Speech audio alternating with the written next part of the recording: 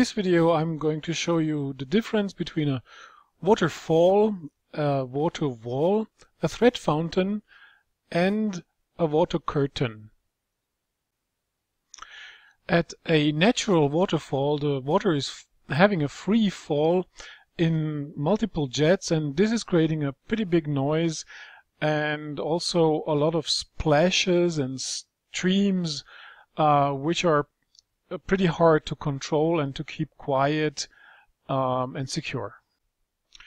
If you are creating an artificial waterfall, then you can maintain a short free-falling water film which will get together to a stream according to the water surface tension, and this stream then is going to again produce pretty much noise and splashes. If you are having a water wall, the water will flow as a complete water film over the surface of the wall. This could be a glass plate or a stainless steel plate or a natural stone plate.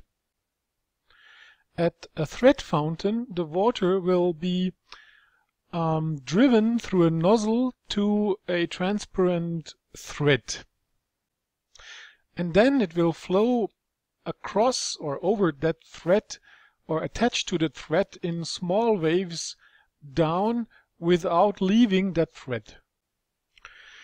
If you have a water curtain, the water will be driven through simple holes in a tube or through fine nozzles, and it will just have a free fall in thick or thin jets, similar to a shower.